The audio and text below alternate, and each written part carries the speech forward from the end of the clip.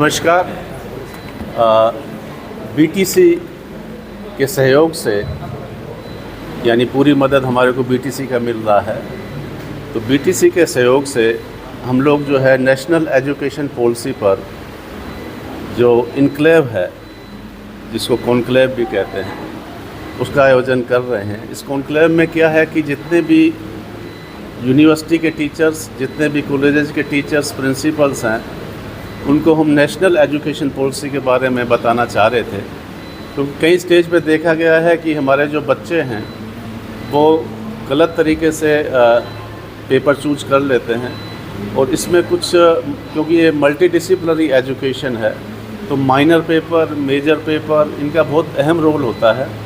बच्चा कई बार गलत पेपर चूज कर लेता है और उसकी वजह से उसका रिज़ल्ट भी हैंग हो जाता है, जो कि तकरीबन 100-125 बच्चों का हमेशा रहता है ये प्रॉब्लम, और किसी भी स्टेज पे हो जाता है। और इसमें जो कॉलेजेस हैं उनका भी जो रोल है वो उसको भी हम सुनिश्चित करना चाह रहे थे।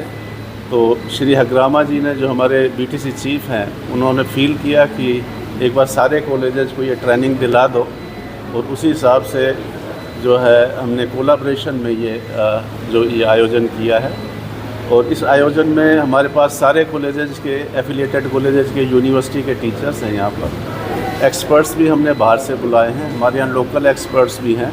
जो टीचर्स का प्रॉब्लम है, कॉलेजेस का प्रॉब्लम है, उसको हम रिजॉल्व कर रहे हैं। उनको कोई कन्फ्यूजन हो तो वो हम समझाने की कोशिश कर रहे हैं। और मुझे पूरी उम्मीद है कि इस नेशनल एजुकेशन पॉलिसी पर जो कन्क्लेव हो रहा है, ये जो आयोजन हो रहा है, जो एक सीक्रेट कमरे में मीटिंग हो रहा है, तो इसका बहुत ही अच्छा जो है इसका उपयोग होगा। और जो हमारे कॉलेजेस हैं वो भी गलती नहीं करेंगे, स्टूडेंट भी गलती नहीं करेगा, और जो हमारी यूनिवर्सिटी में जो भी स्टाफ है, टीचरगण हैं, उनका भी ज्ञानवर्धन होगा।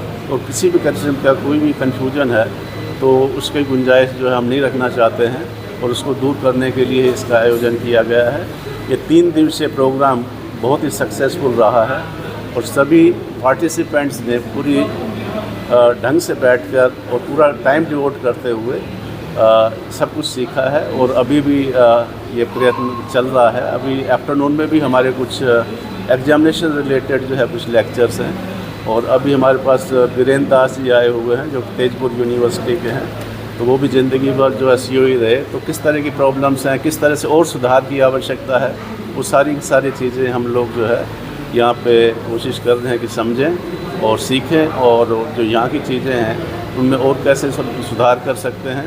और उनको भी हम सजेशन दे रहे हैं कि इस तरह का अगर किया जाए तो किस तरह से ये पूरे नॉर्थ ईस्ट स्टेट में दूसरे यूनिवर्सिटीज़ में भी NEP का जो है अच्छी तरह से अपन इसको लागू कर सकते हैं। धन्यवाद। सर, एक क्वेश्चन है। हाँ, 2025 में मॉडल यूनिवर्सिटी और REC और 6 करोड़ 22 लाख का वो हुआ था। इसके आपने लैब, डिजिटल लैब के लिए अभी अपग्रेड किया है, तो इन पर कैसे हुआ टेंडर?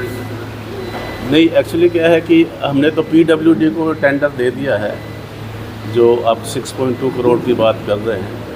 तो PWD में कुछ टेंडर में कुछ बाद में संशोधन की ज़रूरत थी।